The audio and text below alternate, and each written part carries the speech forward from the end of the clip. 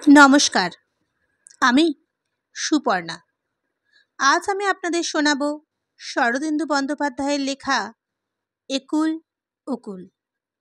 যদি আমার এই গল্প পাঠ আপনাদের ভালো লাগে তাহলে লাইক করে দেবেন, শেয়ার করে দেবেন এবং অবশ্যই সাবস্ক্রাইব করে দেবেন।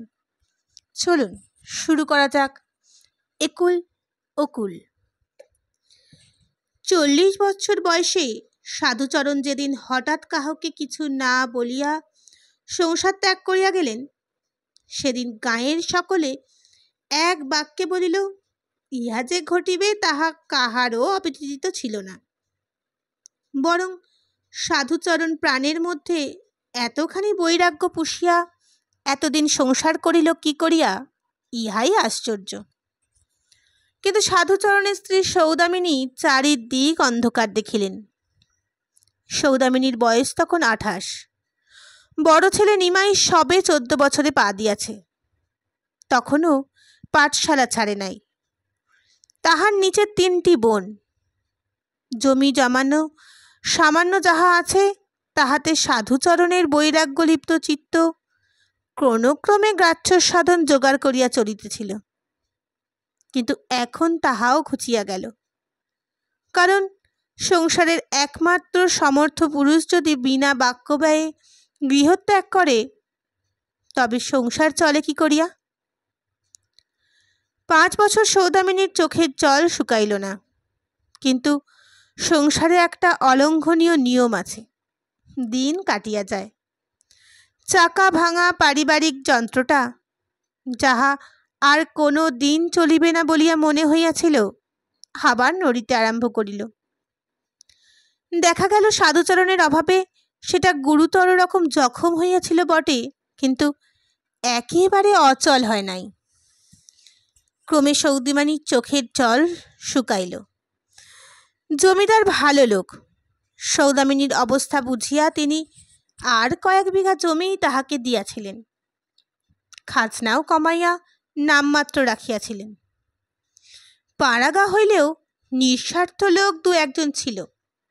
তাহারা ক্ষেত খামার দেখিয়া দিত, যাহাতে চাষারা অসহায় স্ত্রীলোকের যথাসর্বস্ব লুটিয়া লইতে না পারে। মাথায় গুরুভার পড়িলে দেখা যায়, ভারটা যত দুরূহ মনে করা গিয়েছিল ততটা নয়। সৌদামিনীও তাহাই হইল। ক্রমে তিনি নিজেই কাজ চালাইয়া লইতে শিখিলেন। এদিকে নিমাইও বড় হইয়া উঠিতে লাগিল। ধীরে ধীরে সাধুচরণের সংসারে তাহার শূন্য স্থানটা ভরাট হইতে আসিতে লাগিল।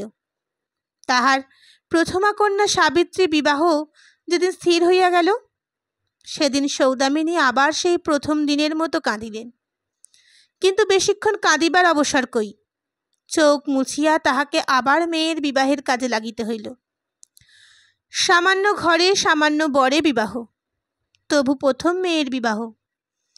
আয়োজন যথাসাধ্য ভালো করিতে হইল।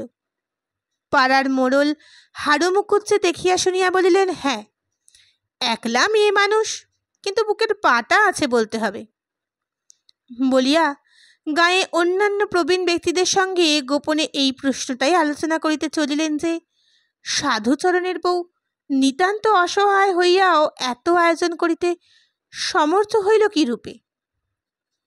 বিবাহের দিন প্রাতঃকালে সমস্যা উঠিল। বড় বরযাত্রীদের বসিবার ব্যবস্থা হইবে কোথায়? চণ্ডীপটবের ঘরটা সাধুচরণের অন্তর্ধানের পর হইতে এই কয় বৎসর সৌদামিনী তালা লাগাইয়া রাখিয়াছিলেন। কাহাকেও ব্যবহার করিতে দেন নাই। তাহার মনে হইতো আশা ছিল, সাধুচরণ যদি কখনো ফিরিয়া আসেন তবে ওই ঘর আবার ব্যবহার করিবেন। এখন সৌদামিনী দীর্ঘশ্বাস ফেলিয়া সেই ঘরের চাবির বাহির করিয়া দিলেন। বলিলেন, ওই ঘরেই আসর কর নিমাই। তার নিজের ঘর ছিল। সব সময় বসে শাস্তর পুঁথি পড়তেন। ওই ঘরেই জামাই এসে বসুক, মেয়ে জামাইয়ের কল্যাণ হবে বলিয়া ঘন ঘন চোখের জল মুছিতে লাগিলেন। যা হোক, মেয়ের বিবাহ হইয়া গেল। সাধুচরণের সাবেক ঘরে কিন্তু আর তালা পড়িল না। নিমাই বড় হইয়াছিল, 18-19 বয়স। ঘরটা সে ব্যবহার করিতে লাগিল। সন্ধ্যার পর 2-4 জন বন্ধু আসিত, তাহাদের সহিত গল্প গুজব, লুকাইয়া 2-একটা বিড়ি খাওয়া চলিতে লাগিল। নিমাই আগে ঘোষেদের বাড়ি আড্ডা দিতে যাইত, এখন নিজের চণ্ডীমণ্ডপে বসিতে লাগিল দেখিয়া সৌদামিনী চাবি লাগাইবার কথা আর বলিতে পারিলেন না। হাজার হোক, নিমাই এখন বাড়ির কর্তা, বাইরের একটা ঘর না হইলে তাহার অসুবিধে হয়। তাছাড়া এখন জামাই হইয়াছে, মেয়ে শ্বশুর বাড়ি হইতে সর্বদা লোকজন আসিতেছে, বাইরে একটা ঘর না হইলে চলিবে কেন? সুতরাং বাইরে যে ঘরটা এতদিন সাধুচরণের শোক স্মৃতির তাজমহল হইয়া বিরাজ করিতেছিল, তাহা আবার নিত্য ব্যবহার্য সাধারণ বৈঠক হইয়া পড়িল। নিমাই ছেলেটি বেশ বুদ্ধিমান। 20 বছর বয়স হইতেই সে নিজের দায়িত্ব বুঝিয়া লইল। শুধু তাই নয়, নানা বুদ্ধি খাটাইয়া সে জমি জমা বৃদ্ধি করিতে লাগিল। 21 বছর বয়সে সৌদামিনী তাহার বিবাহ দিলেন। নিমাইয়ের বিবাহের দিনও সৌদামিনী আবার চোখে জল ফেলিলেন, কিন্তু বেশি চোখের জল ফেলিলেও সাহস হইল না, ছেলের অকল্যাণ হইতে পারে। নিঃশ্বাস ফেলিয়া মনে মনে বলিলেন, কপাল, যার ঘর যার সংসার সেই ভোগ করতে পেল না। ছেলের বিবাহের পর সৌদামিনী ধর্মকর্মের দিকে অধিক মন দিলেন। গুরুর নিকট মন্ত্র গ্রহণ করিলেন। সাধুচরণ চলিয়া যাইবার পর শাঁখা সিঁদুর রাখিয়াছিলেন বটে, কিন্তু হবিষ্যাহার করিতেন এবং অন্যান্য বিষয়ে ব্রহ্মচারিণীর কঠোর নিয়ম পালন করিতেন। এখন বধূ হাতে সংসারের অধিকাংশ কাজ তুলিয়া দিয়া তিনি জপ তপের দিকে মনোনিবেশ করিলেন। ছেলে কোন দিন পর হইয়া যাইবে এ ভাবনা তাহার ছিল না, তাই বধূর হাতে সংসার ছাড়িয়া দিতে তিনি দ্বিধা করিলেন না। তারপর আরও 2-3 বছর গেল। সাধুচরণের সন্ন্যাস গ্রহণের পর 11 বছর কাটিয়া গেল।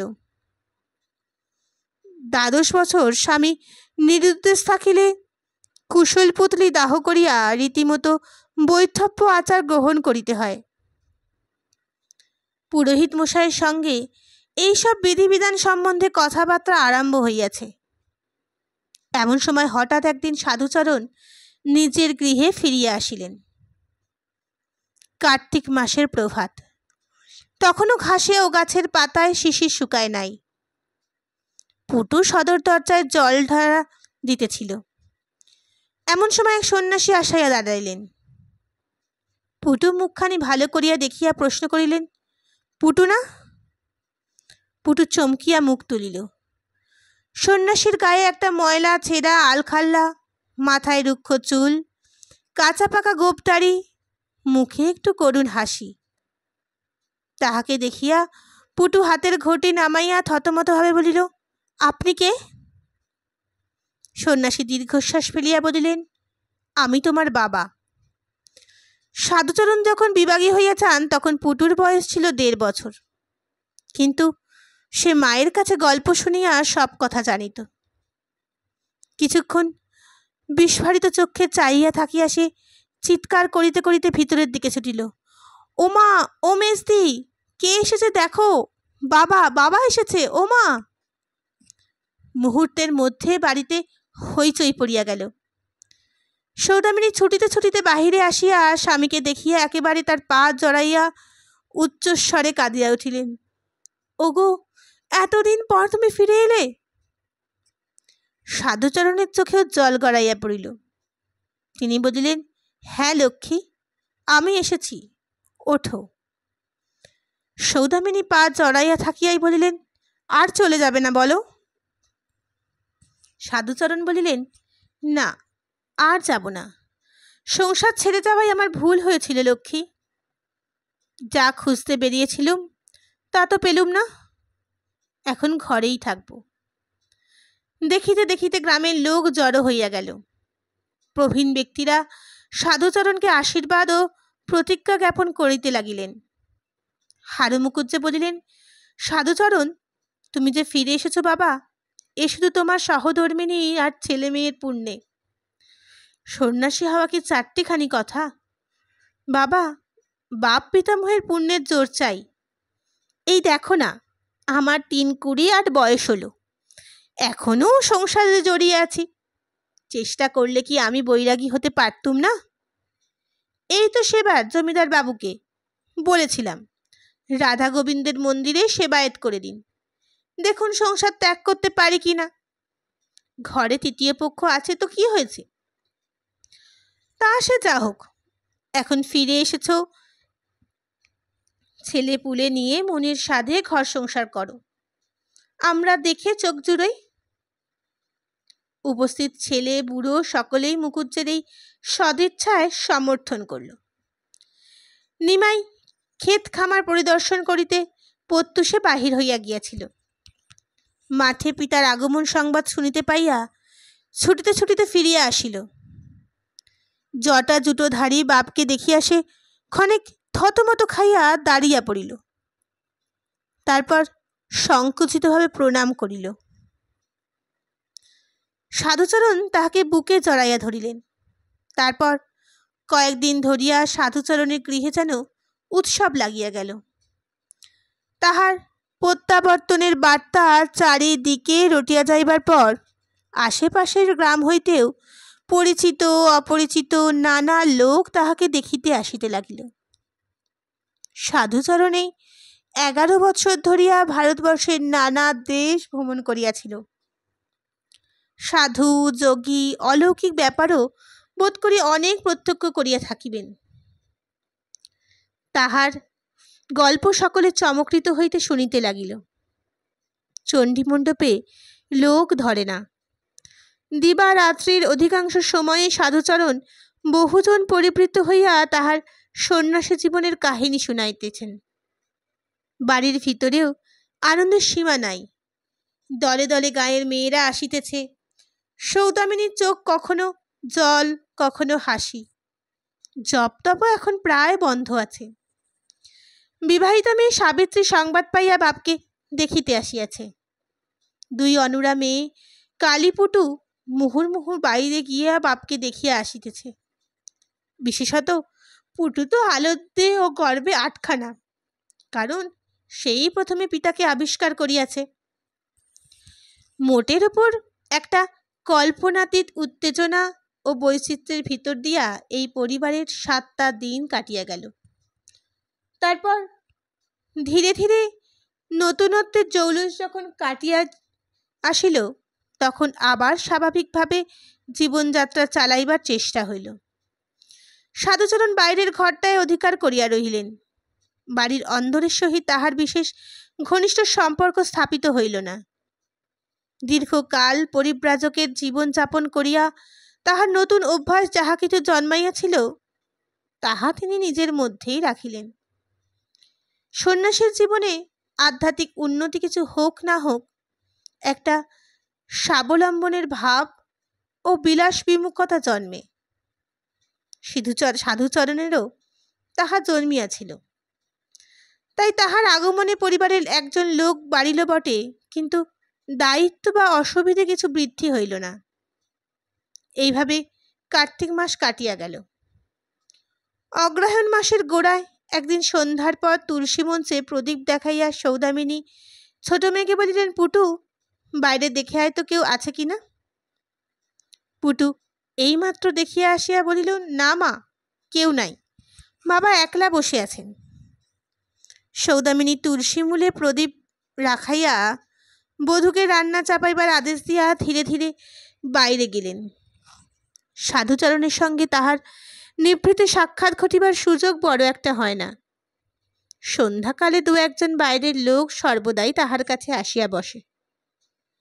আজ নিরিবিলি পাইয়া সৌদামিনী স্বামীর ঘরে গিয়া উপস্থিত হইলেন।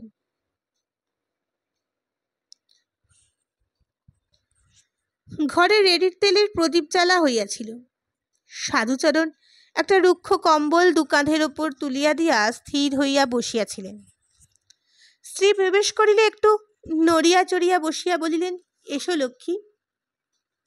সৌদামিনী মাদুরের একটা কোণে বসিয়া বলিলেন, নিশ্চিন্ত হয়ে তোমার কাছে 2 দণ্ড যে বসবো তার হয় না। এখনই হয়তো কে এসে পড়বে। সাধুচরণ বিমনা ভাবে বাইরের দিকে তাকিয়া বলিলেন, না, এখন আর কে আসবে? নিমাইকে সন্ধেবেলা দেখি না, সে কোথাও যায় নাকি? সৌদামিনী কহিলেন, সারাদিন খেটে খুঁটে সন্ধ্যের পর বন্ধু বান্ধবদের সঙ্গে দুটো গল্পগুজব করতে যায়। আগে তো এই ঘরেই বসত। বলিয়া সৌদামিনী থামিয়া গেলেন। সাধুচরণ অল্প হাসিয়া বলিলেন, আমি এসে ওর বসবার জায়গাটা কেড়ে নিয়েছি না? জিভ কাটিয়া সৌদামিনী বলিলেন, সে কি কথা? তারপর তাড়াতাড়ি জিজ্ঞাসা করিলেন, নিমুকে কি কোনো দরকার আছে? না, দরকার এমন কিছু নয়, তবে সন্ধেবেলা আমার কাছে এসে বসতো, দুটো ধর্মকথা শুনত, এই আর কি। পুত্র পিতার কাছে বসিয়া ধর্মোপদেশ শুনিবে, ইহার চেয়ে আনন্দের কথা আর কি থাকিতে পারে? তবু সৌদামিনীর বুকের ভিতর ছ্যাঁত করিয়া উঠিল। তিনি একটু চুপ করিয়া থাকিয়া বলিলেন, ও ছেলে মানুষ, ওর এখন আমল আহ্লাদের বয়স, আর ধর্মকথা ও বুঝবে না পাকি? তার চেয়ে আমাকে এই দুটো ধর্মকথা শোনাও না গো। দেশ শুদ্ধ লোক শুনলে, কেবল আমিই শুনতে পেলুম না। সাধুচরণ প্রসন্ন স্বরে করিলেন, বেশ, কি শুনতে চাও বলো। সৌদামিনী বিশেষ কিছু শোনে নাই, তিনি গোড়া হইতে সব কথা শুনিতে চাইলেন। তখন সাধুচরণ ধীরে ধীরে বলিতে আরম্ভ করিলেন। গৃহত্যাগ করিবার পর হইতে কোথায় কোথায় গিয়েছেন, বনে জঙ্গলে পর্বতে কোথায় কোন মহাপুরুষের দর্শন লাভ করিয়াছেন, কবে কোন তীর্থে স্নান করিয়াছেন, ইত্যাদি অনেক গল্প বলিলেন। বয়োবৃদ্ধির সঙ্গে সঙ্গে কষ্ট সহ্য করিবার ক্ষমতাও কেমন করিয়া অল্পে অল্পে কমিয়া আসিল, তাহাও গোপন করিলেন না। একবার অসুখে পড়িয়া তাহার কিরূপ দুরবস্থা হইয়াছিল, তাহার সবিস্তরে বর্ণনা করিয়া শেষে বলিলেন, বুঝতে পারলুম ঘর ছেড়ে এসে ভুল করেছি, সদ্গুরু দর্শন পেলুম না।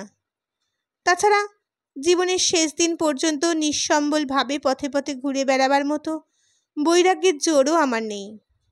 তাই শেষ পর্যন্ত তোমাদের কাছেই ফিরে এলুম লক্ষ্মী। ভাবলুম সাধন ভজন যা করবার ঘরে বসেই করব। দীর্ঘশ্বাস ফেলিয়া সৌদামিনী বলিলেন, ভগবানের অসীম দয়া। কিছুক্ষণ উভয়ে চুপ করিয়া রহিলেন। তারপর সৌদামিনী আস্তে আস্তে বলিলেন, আমি বলছিলাম কি, ভগবানের অসীম দয়ায় যখন ঘরে ফিরে এলে, তখন ওই কম্বল টম্বল ছেড়ে আগেকার মতো। মাথা নাড়িয়া সাধুচরণ বলিলেন, না লক্ষ্মী, ও কথাটি বলো না। এতদিন পরে আর তা পারব না, অভ্যাস ছেড়ে গেছে। ক্ষণকাল নীরব থাকিয়া বলিলেন, আমি এই ঘরটিতে পড়ে থাকব, আর দুটি করে খাবো। আমাকে আর সংসারে টেনো না। মনে করো তোমাদের বাড়িতে একজন অতিথি এসেছে। বলিয়া একটু হাসলেন। সৌদামিনী বলিয়া উঠিলেন, ও আবার কি কথা, তুমিই তো সব। তবে তুমি যদি আবার আগেকার মতো হয়ে বসতে পারতে, তাহলে ছেলের বুকে সাহস হতো। হাজার হোক, ছেলে মানুষ বই তো নয়। না লক্ষ্মী, এই বয়সে নতুন করে বিষয় আশায় দেখা আর পেরে উঠব না, তাতে কাজ নেই। তুমি তো জানো চিরদিনই আমি খোলা ভোলা লোক। তার চেয়ে নিমই যেমন করছে করুক, ওর দ্বারাই হবে। দেখেছি কাজকর্মে ওর খুব মন আছে।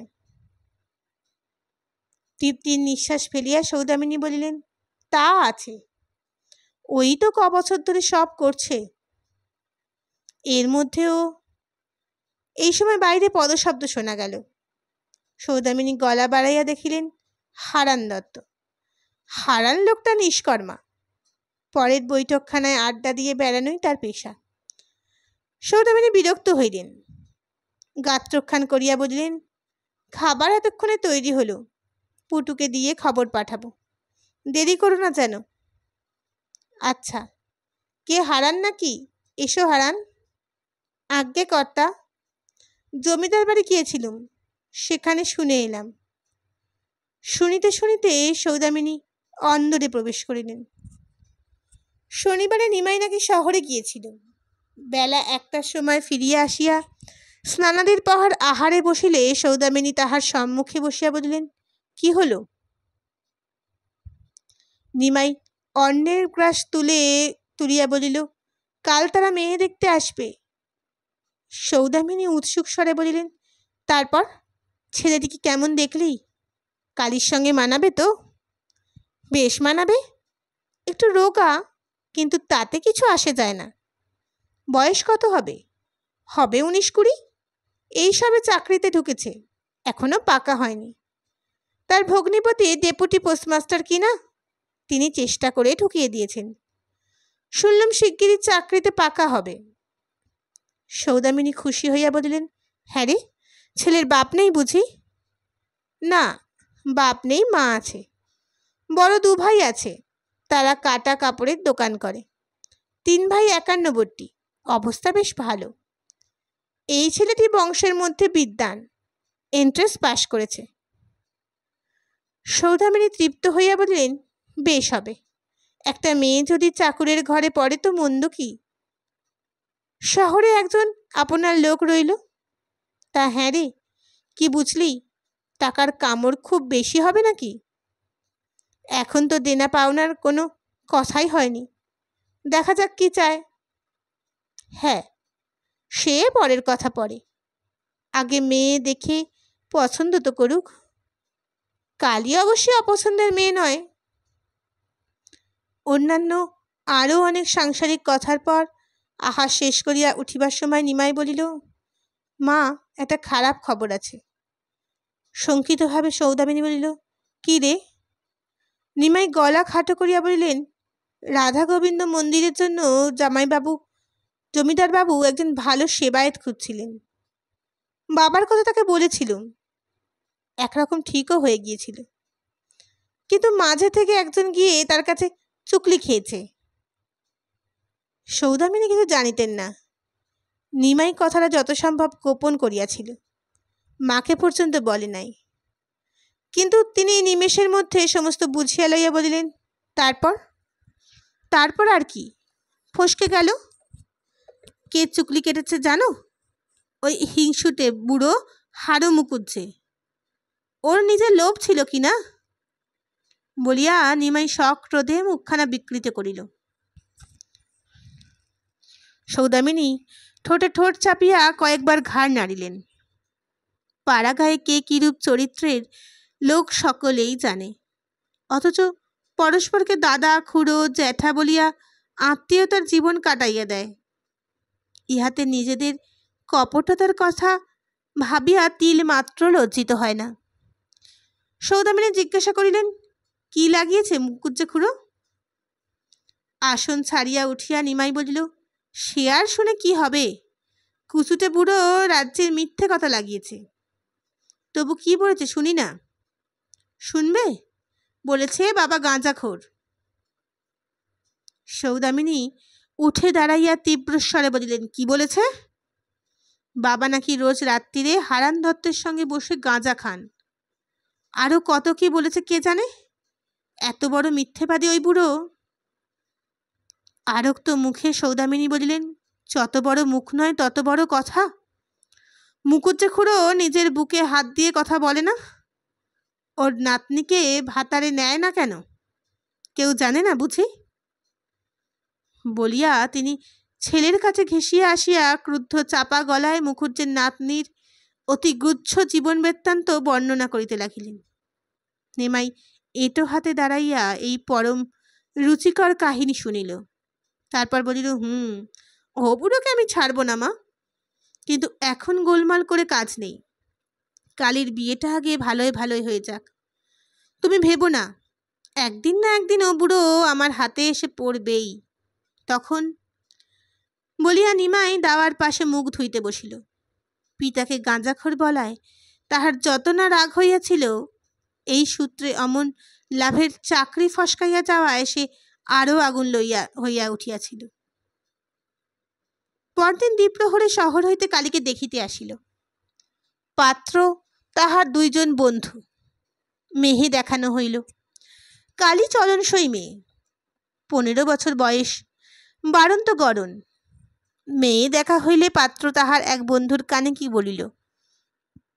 বন্ধু হাসি মুখে জানাইল মেয়ে বেশ ভালো, তাহাদের পছন্দ হইয়াছে। সাধুচরণ সভাস্থলে উপস্থিত ছিলেন। তিনি পাত্রটিকে ভালো করিয়া নিরীক্ষণ করিয়া 2-4টি কথা জিজ্ঞাসা করিলেন। পাত্র বন্ধুদের পানে একবার তাকাইয়া মুচকি হাসিয়া উত্তর দিল। এই সাধুটি যে তাহার সংকল্পলিত শ্বশুর তাহা সে বুঝিতে পারে নাই।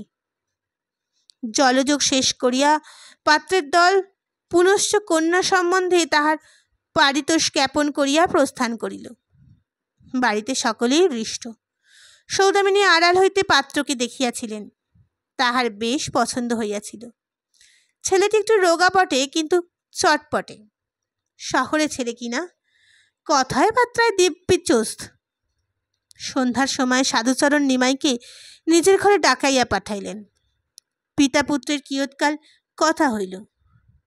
তারপর নিমাই ক্ষুব্ধ মুখে বাড়ির ভিতর গিয়া সৌদামিনীকে বলিল, মা, বাবার ছেলে পছন্দ হয়নি, সম্বন্ধ ভেঙে দিতে বললেন। সৌদামিনী তরকারি কুটিতেছিলেন। বটি ফেলিয়া দাঁড়াইয়া উঠিলেন, বলিলেন, সে কি রে? হ্যাঁ, ছেলে নাকি তেরা। তেরা? কই, আমি তো কিছু দেখিনি। নিমাই বলিল, একটু চোখের দোষ আছে হয়তো, তাকে তেরা বলা চলে না। আর অত দেখতে গেলে তো ঠক বাঁচতে গাঁ উজাড় হয়ে যাবে। ময়ূর ছাড়া কার্তিক এখন কোথায় পাওয়া যায় বলো? বলিয়া হতাশভাবে হাত উল্টাইয়া পাল্টাইয়া প্রস্থান করিল। সাধুচরণের প্রত্যাবর্তনের পর হইতেই যে জিনিসটা তলে তলে এই পরিবারের মধ্যে সৃষ্টি হইতেছিল, তাহা বুদ্ধিমতী সৌদামিনী জোর করিয়াই চোখের সম্মুখ হইতে সরাইয়া রাখিয়াছিলেন। যে মানুষ চলিয়া যাওয়ার এতদিন সংসার ছন্নছাড়া হইয়া গিয়াছিল, সে ফিরিয়া আসিলে যে আবার একটা নতুন সমস্যা সৃষ্টি হইবে, তাহা কেহ ভাবিতে পারে নাই। কিন্তু যখন তিল তিল করিয়া তাহা দেখা দিতে আরম্ভ করিল, তখন সৌদামিনী অন্তরে শঙ্কিত হইয়া উঠিয়াছিলেন। এখন তাহার এক সুরে বাঁধা সংসারে অবিচ্ছেদ্য ঐক্য নষ্ট হইয়া যাওয়া দেখিয়া তাহা স্থির করিতে পারিলেন না। হাত ধুইয়া তিনি স্বামীর ঘরের অভিমুখে চলিলেন। ঘরে প্রবেশ করিয়া সৌদামিনী শান্তস্বরে বলিলেন, হ্যাঁ গা, ছেলে পছন্দ হলো না? সাধুচরণ কম্বলের ওপর অর্ধশয়ন অবস্থায় ছিলেন। ধীরে ধীরে উঠিয়া বসিয়া বলিলেন, তোমার কিরকম মনে হলো? সৌদামিনী নিজের মতামত প্রকাশ করিতে আসে নাই। ঈষৎ অধীর কণ্ঠে বলিলেন, আমার কি মনে হলো না হলো তাতে তো কিছু আসে যায় না, আমি মেয়ে মানুষ। কিন্তু তোমার অপছন্দ হলো কেন? সাধুচরণ একটু চুপ করিয়া থাকিয়া বলিলেন, আর তো কিছু নয়, ছোকরা একটু টেরা। সৌদামিনী বলিলেন, কি জানি বাপু, আমি তো কিছু দেখিনি। আর তা যদি একটু হয় তাতে দোষ কি?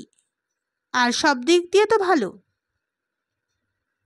সাধুচরণ জিজ্ঞাসা করিলেন, কালী রমত হবে না? ও আবার কি কথা? কালী গেরস্থ মেয়ে, যে বরে আমরা তাকে দেব সেই বর নিয়েই ঘর করতে হবে।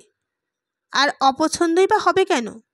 ভালো ঘর, লেখাপড়া জানা ছেলে, একটু চোখের দোষ যদি থাকেই, কানা খোড়া তো আর নয়।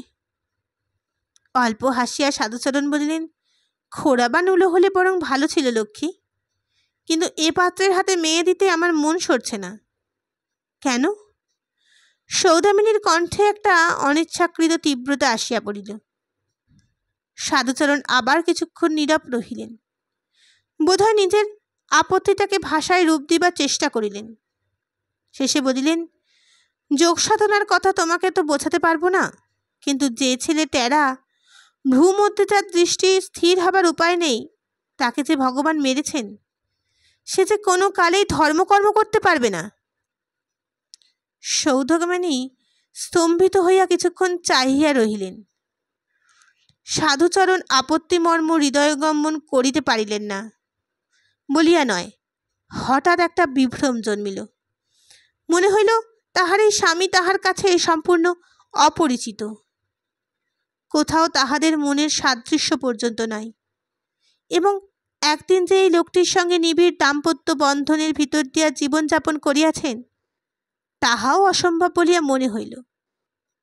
অজ্ঞাতসারে তাহার একটা হাত মাথার কাপড়ের দিকে অগ্রসর হইয়া গেল। সাধুচরণ বলিলেন, ধর্মের অধিকার থেকে স্বয়ং ভগবান যাকে বঞ্চিত করেছেন, জ্ঞানত হোক আর অজ্ঞানত হোক, সে যে মহাপাষণ্ড, জেনে শুনে তাকে জামাই করি কি করে? বুঝছ না? সৌদামিনী বুঝিলেন না, বুঝিবার বৃথা চেষ্টাও করিলেন না। তিনি স্বামীকে তীক্ষ্ণ দৃষ্টিবাণে বিদ্ধ করিয়া বলিলেন, না, বুঝতে পারলুম না। আমি মুখ্য মেয়ে মানুষ, কিন্তু টেরা হলে যে সে পাষণ্ড হয় এমন কথা বাপের জন্মে শুনিনি। তাহলে ওখানের মেয়ে দেবে না? অমন পাত্র হাতছাড়া হয়ে যাবে? সাধুচরণ বলিলেন, তার উপায় কি বলো? সৌদামিনী ফিরিয়া দ্বারের দিকে যাইতে যাইতে বলিলেন, বেশ, যা ভালো হয় করো। সাবিত্রীর বিয়ের সময় কিন্তু এসব হাঙ্গামা হয়নি।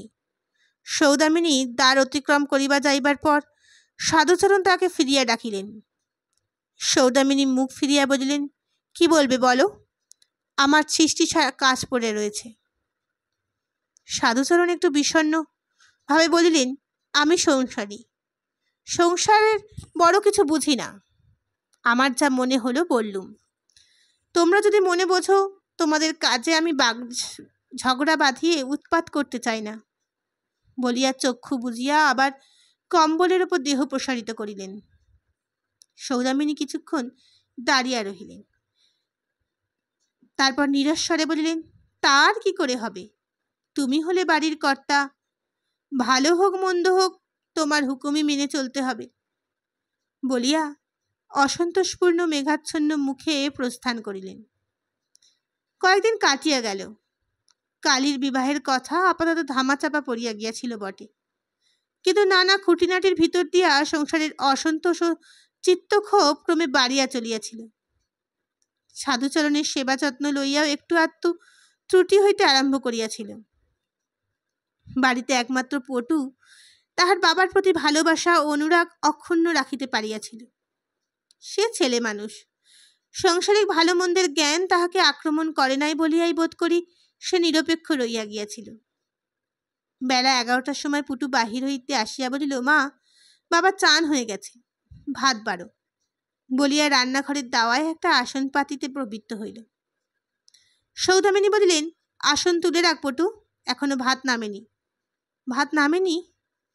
পটু সোজা হইয়া বলিল, বারে, বাবা চান করে বসে থাকবেন? কখন তোমাদের বলে গেছি?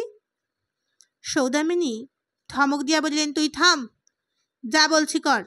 ভাঁড়ার থেকে 2টো বাতাসা আর 1 ঘটি জল এখন দিয়ে আয়, ভাত নামতে দেরি হবে। পুটু রাগিয়া বলিল, কেন দেরি হবে? বাবার জন্য একটু আগে ভাত চড়াতে পারো না? পুটু, বুঝেছি গো, বুঝেছি, দাদার মাঠ থেকে ফিরতে দেরি হয়, তাই বেলা করে ভাত চড়ানো। দাদাই সব, আর বাবা কেউ নয়? পুটু কুদ্ধ 2টো চোখ জলে ভরিয়া উঠিল। কথাটা সত্য। ধান কাটা চলিতেছিল, তাই প্রত্যহ নিমাইয়ের ফিরিতে দেরি হইত। সে খাটিয়া খুটিয়া আসিয়া ঠান্ডা ভাত খাইবে, এই বিবেচনায় সৌদামিনী বিলম্বে রান্না চালাইতেছিল। পুটু সত্য কথায় তিনি জ্বলিয়া উঠিলেন, কিন্তু কোথায় কথা বলিতে পূর্বে পুটু দুপ দাপ করিয়া পা ফেলিয়া প্রস্থান করিল। সৌদামিনী অন্ধকার মুখ করিয়া রান্নাঘরে প্রবেশ করিলেন। ইহার কিছুক্ষণ পর বাইরে একটা হইচই ও কান্নার শব্দ উঠিল।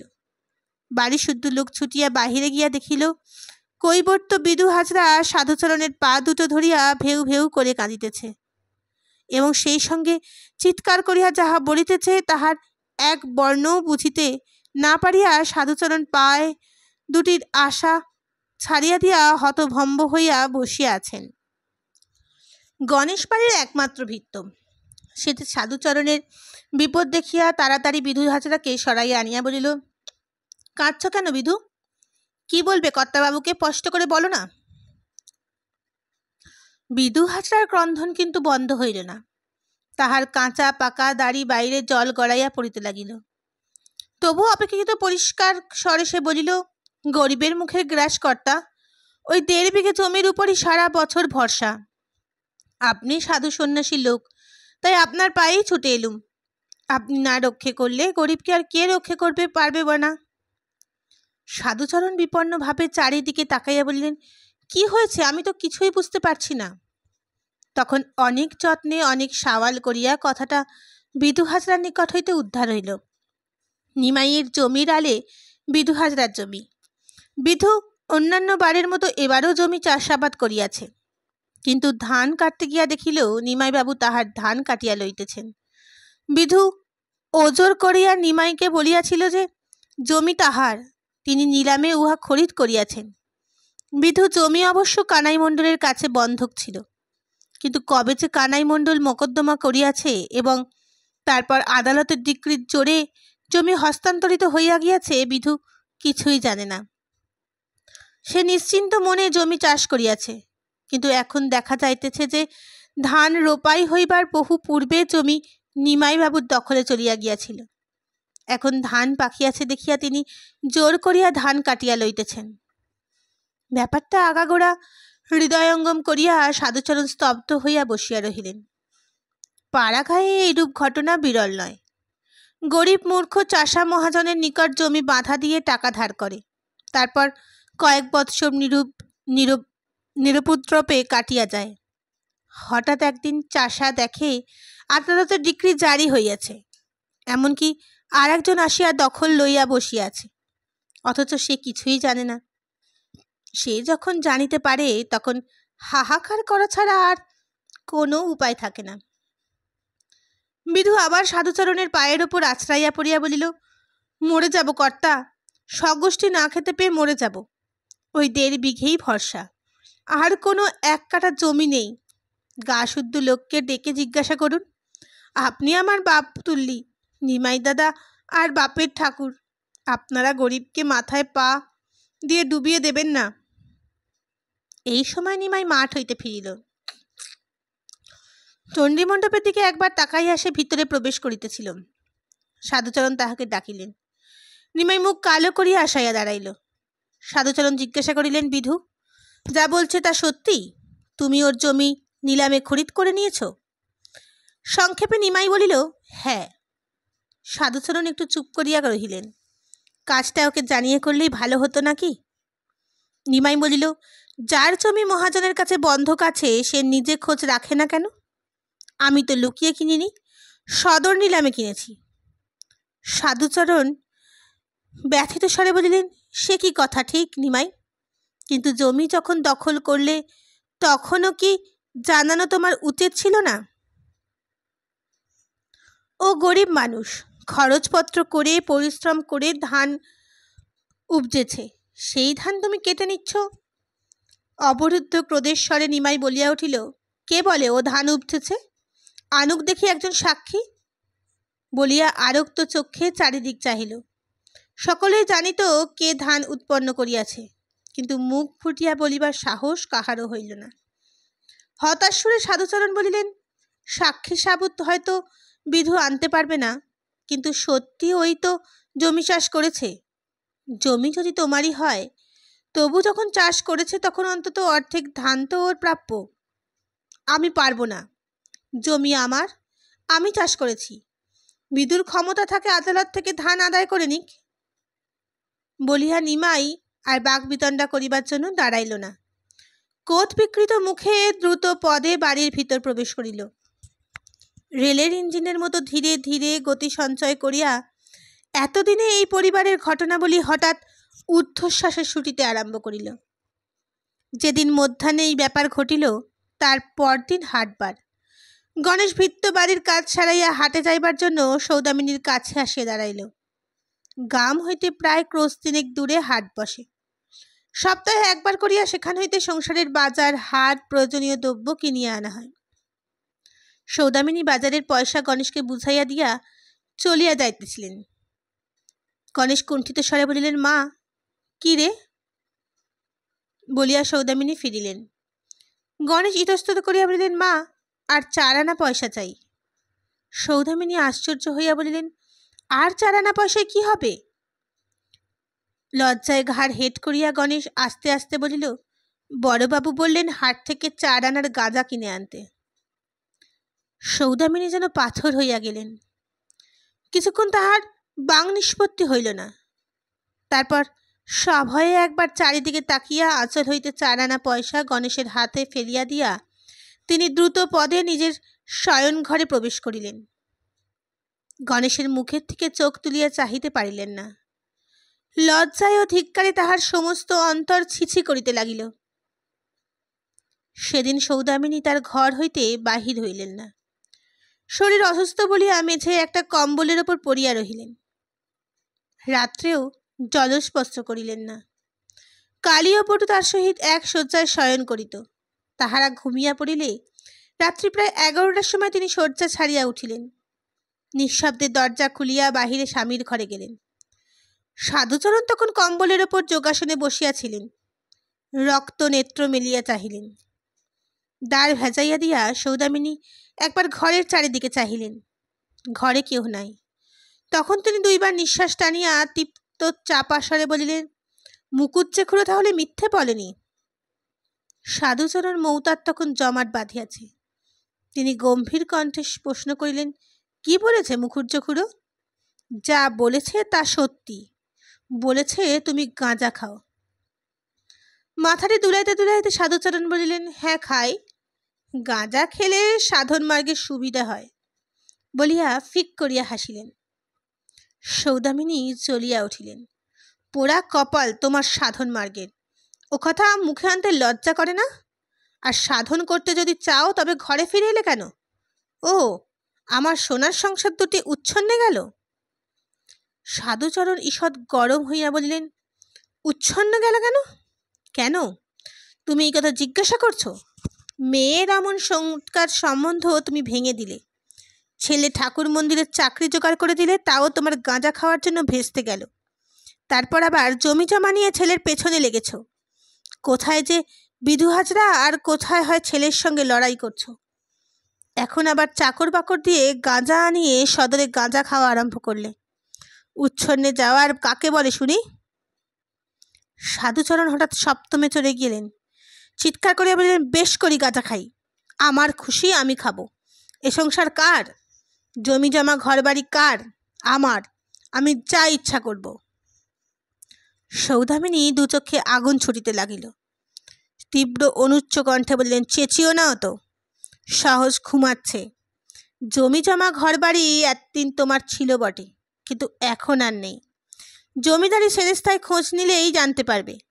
এখন নিমাই মল্লিক সেই বাড়ির কর্তা। তোমার উৎপাত করবার কোনো অধিকার নেই, বুঝলে?